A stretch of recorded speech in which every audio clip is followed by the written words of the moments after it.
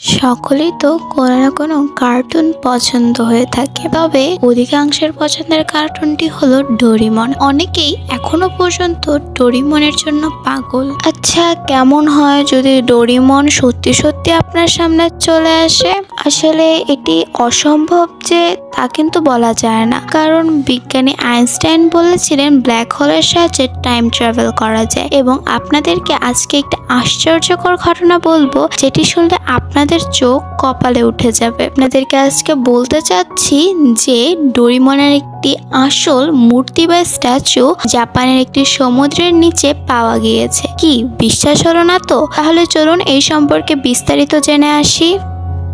13 April 2022 সালে জাপানের দুইজন লোক সমুদ্রে ড্রাইভিং করতে যেয়ে সমুদ্রের তলদেশে একটি মূর্তি দেখতে পান। তারা প্রথমে এটিকে একটি পুতুল ভাবলো। সেটির কাছে যখন যান তখন দেখেন এটি হুবহু ডোরিমনের মতো দেখতে। তখন দেখেন যে ডোরিমনের মূর্তিটি অনেক ভারী। এই কারণে তাদের মনে একটি সন্দেহ জাগে। এই কারণে সেই মূর্তিটি তারা ল্যাবে পাঠান। ল্যাবটি ছিল জাপানের সবথেকে বড় একটি ল্যাব। প্রায় কিছু মাস রিসার্চের পরে জানা যায় যে এটি আসলে একটি রোবট।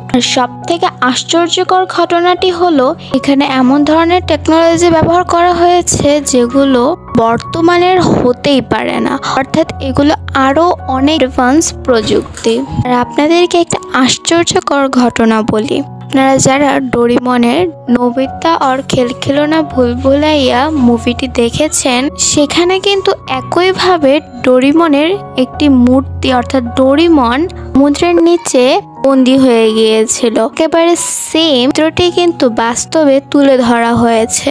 কে প্রথমে আন্দাজ করছিলেন যে হয়তোবা ভিডিও প্রকাশের পরে কেউ এসে এই মূর্তিটিকে সমুদ্রের নিচে ফেলে দিয়েছে, কিন্তু বিজ্ঞানীরা এটি ভুল প্রমাণ করেছেন। প্রথমেই অ্যাডভান্স টেকনোলজির মাধ্যমে তারা এটি প্রমাণ করেছেন।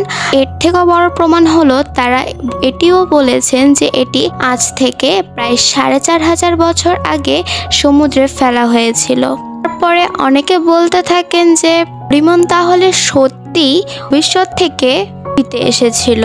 আর ডোরিমনের লেখক ফুজিয়া ফুজিকো ভবিষ্যৎ থেকে অতীতে এসেছেন। তাহলে তিনি ডোরিমন সম্পর্কে এত কিছু কিভাবে জানলেন? ডোরিমন যে এত অ্যাডভান্স গ্যাজেট ব্যবহার করতে এটি তিনি কিভাবে জানতেন? এবং তার থেকে বড় কথা হলো যে মুভিটি দিয়েছিলেন সেটি সত্য কিভাবে হলো?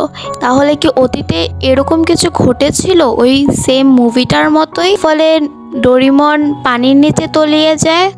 ধারণা করেন যে ওই মুভিটিতে ডোরিমনকে ফেরত আনা গেলেও বাস্তব জীবনে হয়তো বা ডোরিমনকে ফেরত আনা যায়নি।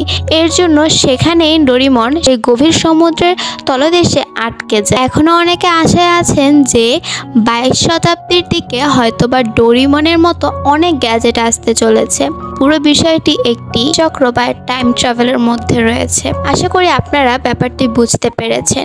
একে বেশি তথ্য পাওয়া যায়নি, তবে আপনারা যদি আরও অনেক কিছু জেনে থাকেন তাহলে তা অবশ্যই কমেন্টে জানাবেন, এবং সবসময়ের মতো ভুল হলে সেটিও কমেন্টে জানাবেন। এবং ভিডিওটি ভালো লাগলে লাইক, কমেন্ট এবং সাবস্ক্রাইব করতে ভুলবেন না, কারণ আমরা এরকম আরও অনেক ইন্টারেস্টিং ভিডিও এই চ্যানেলটিতে আনতে চলেছি। আর আপনারা যদি আপনাদের পাশে থাকেন তাহলে আমরা আরও বেশি উৎসাহিত হব। ধন্যবাদ।